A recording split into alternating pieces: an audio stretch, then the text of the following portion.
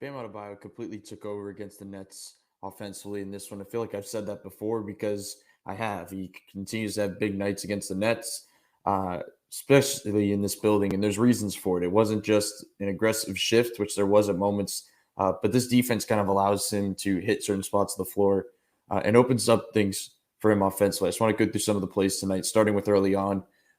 Right here is kind of right when they went away from the Yurtseven Bam lineup. Yurtseven played 6 minutes in this game uh, right out the gate and then never really came back in because it just simply didn't work. Uh, right here, we're going to see Bam trying to look for the DHO. That's what he was doing, and Omer was doing, especially early on, and it just was not working because this is a defensive team that really just prides themselves on the perimeter. Like they are going to blitz you, they're going to double you in that area, and they're going to force you to make that pass inside. Which Miami can do, and that's how Bam kind of found a lot of openings. Right here, he's looking for the handoff. Once again, it's not there. You're going to see a mental shift right here. You're going to see immediately he's like, I'm not there. There's still 16 seconds left on the shot clock, so it's not like he's up against the clock. He immediately realized that it's time for him to go. There's enough space on the floor. It's Drummond. He gets him with a fake, goes up, ends up getting the and one right there. It was just an early type of play that just kind of got him in some type of a rhythm.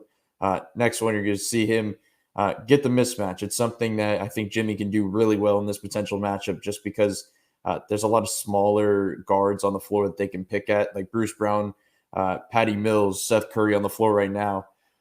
Those are three guys that they can potentially get the matchup on, and that's when they're at their best, when they can find them, find the smaller guys and attack right here. So Bam does, and what you're going to see is when he's playing, but we always talk about him playing for the double. And the reason he plays for the double is because he waits for that second guy to come so he can make a pass. Tonight, he was playing for the double, but it was also to score over a double. Right here, KD crosses over. Caleb Martin, as you see at the bottom of your screen, is setting a hammer screen for Strus, so he can potentially kick it out right there. But Bam's not thinking about that. Immediately, he turns, he pump fakes, he gets into a rhythm, shoots over the top of 6'11 Kevin Durant. The next one, speaking of handoffs, speaking of finding ways in this defense to kind of pick apart, the main element to this is three-point shooting, and the way to bounce off of three-point shooting um, is the pocket pass, and that's how Bam Adebayo kind of got going a lot midway through this game, second and third quarter specifically. He just Duncan had 7 assists in this game. He was just kind of hitting him in all the right gaps in this one right here. This one's Max Strus. He comes off the handoff, two kind of flashed him. Max hits him, and you see it's not like one of those forward pocket passes where he kind of has an advantage. He slips it to him. This is one of these linear lateral ones that just means Drummond can't stay with Bam Adebayo. Like it doesn't matter where you give him the ball, give it to him early. He can spread out and he can bolt forward like this. He gets it right here. Drummond kind of recovers. He's still way faster than him. He's much more skilled, and he ends up finishing at the rim.